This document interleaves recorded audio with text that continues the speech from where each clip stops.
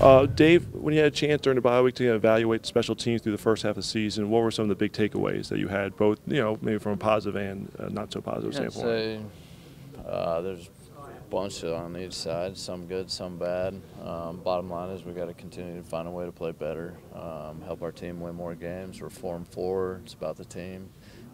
So we're hoping to put together a good stretch of 8 games here in the back half. The team dealt with a lot of injuries last season, but it seems like it's been even more frequent early on here in 2018. How has that impacted you with the ability to field a lineup on a consistent basis, week in and week out? Yeah, we've had a lot of moving parts, which, I mean, that's not the way you draw it up, but at the end of the day, it's what happens in this league. I think the guys have done a great job responding to it, handling it. We've had a bunch of guys play a bunch of different positions, which has been positive. So we're just continuing to try to find a way to win one game at a time. How does it help you in the long run? As you get to the second half of the season and you might have injuries come up, you can say, well, this guy's been in that role before. It's not going to be completely new, especially as it becomes a stretch run towards the playoffs. Yeah, I would say that's positive. We got a bunch of guys who've played now a bunch of different positions, which always helps because you got a lot of flexibility. And if somebody's got to go somewhere, it's not the first time they've ever done it, so that's good. How would you assess the year that Jake Elliott's had? Jake, I think Jake's doing all right. He's obviously missed a 54 and 56. I think the 2 50-yard field goals. He missed one in the 30s and one in the 40s. I think one of those was a tough day out there. Yeah, obviously their kicker struggled on a couple of kicks. I mean, I don't think it was easy. I think he needs to make one of those probably, and he needs to probably make one of those 50-plus ones. So I think he's hanging in there. It's not a lot of kicks yet. We'll see how the rest of the season goes. He's obviously done a better job with the PATs. He's improved that way. So I think he's on the right track. It's just a constant battle to try to continue to improve and stay where you're at. Obviously, he's coming off a great year a year ago, so expectations are high. But I think when you look at those guys, they fluctuate a little bit up and down. Some of it depends on when they're kicking, when they're being asked to kick, exactly what the distance is. We break them down into like the 40s, 40 to 50 or 49. But like a 49-yard kick's a lot different than a 40-yard kick, So anyway, I think there's a lot of variables that go into it. When you look at it a little bit closer, I think he's on the right track. He's doing a good job. In those misses, is there any common thread that you can pinpoint, or is it just a bunch of different factors? No, I wouldn't say there's any common thread. I know the 54 and 56, obviously those are longer kicks. He was trying to get a bunch on the ball and didn't hit them as well as he'd like to. I think one of the shorter ones, there was definitely some wind involved with it. I'm not making an excuse or saying he shouldn't have made the kick, but it was a factor on the kick, and he probably didn't compensate for that enough or play that well enough. That was probably one of them, and then the other one, I think he just didn't hit it well. Are you seeing a higher variance around the league with kickers now? It seems ever since the extra point changed, there are more misses overall.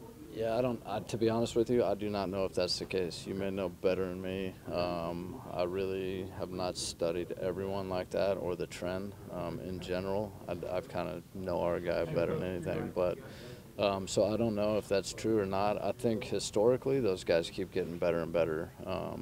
I know that there's a lot more attention on every kick now than ever before, and we look at it closer probably than we ever did before.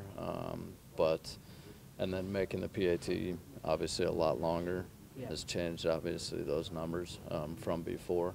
But I don't know if it's gone down drastically this year or not, or if it's the same. Or I wasn't talking about in terms of going down, just more variance. There's guys making longer kicks, but then missing shorter kicks more so than in the past. Yeah, I don't know the answer to it. Yeah, I think coaches are becoming more aggressive on kicking and taking shots at it and all that than they have ever before. But Dave, you had talked when we talked to you a few weeks ago about Cam being a work in progress with regard to his directional and situational kicking.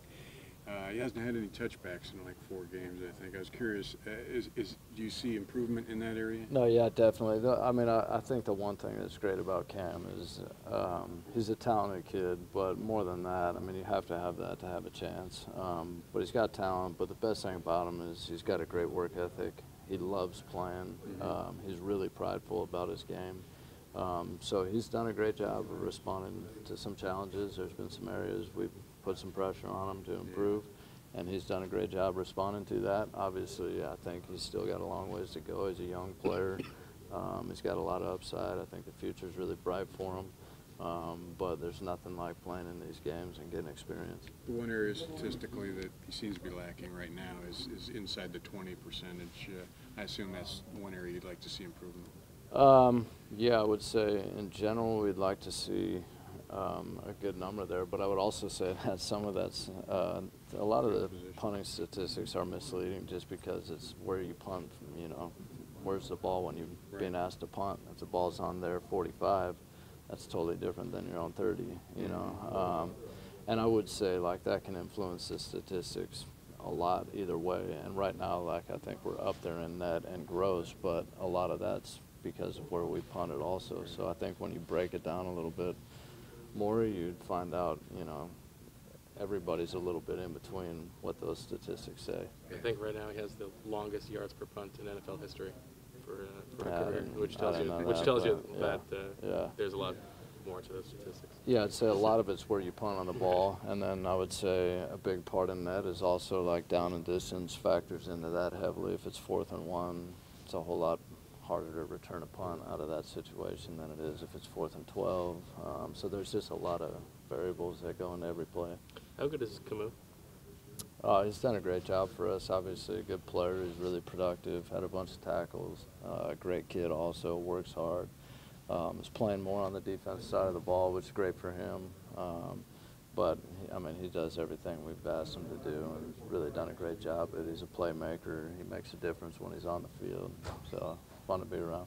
Has the increased role on defense impacted his special teams performance at all? No, I'd say early on I felt like it was probably a little bit of an adjustment process and also finding out exactly what that role was, how much he was playing and all that. I think it's difficult to play a lot on defense and then play a lot on special teams. There's just a lot you got to study for during the week, prepare yourself for. You're not as narrow-minded or narrow-focused, but I think over the course of time he's done a really good job of adjusting to that. There's been a lot of overturn with some of the guys at the bottom of the roster with injuries and transactions. Who has sort of surprised you in a positive way? I don't know if I could point out any individual, but I'd say, I mean, we've had a lot of guys play a lot of different spots and make a lot of different contributions, really from the top of the roster all the way down. I mean, we've been in some games where we've been a little bit thin numbers-wise, and we've had contributions from starters, and then we've had contributions from backup guys and then new guys. So I'd say it's been a collective effort. We're not exactly where we want to be. We want to continue to get better. Obviously, find a way to make more plays to help impact the game, I think. You know, that's probably the one thing that's really missing. We don't have the big touchdown return or the block punt. But these guys are working hard at it, and we're looking forward to the next 8 weeks. When the team brings in a guy like Golden Tate, obviously he has to learn the offense, but do you kind of raise your hand and say, hey, we could use him too? No, yeah, he's I mean, we've gone against him. We've seen him on film. He's a really competitive punt returner. Really like his skill set back there. He has a handful of kickoff returns. So I think there's a role there at some point somewhere, depending on who we have available to us. But he's certainly a competitive player. Do you try to push for that early, or do you let him get settled in the offense first? I would say it just probably comes down to who we have available. So if Sproles is back there, that's one thing. If Sproles isn't there, then maybe, you know, that pushes his way a little bit more. We'll see how it goes. Okay. Could you guys use that, kind of having a guy who's that dynamic? Could always use dynamic players. There's no doubt about that. You put 2 of them back there. But if Darren's healthy, and if he If Darren's healthy, Darren's the returner. Yeah.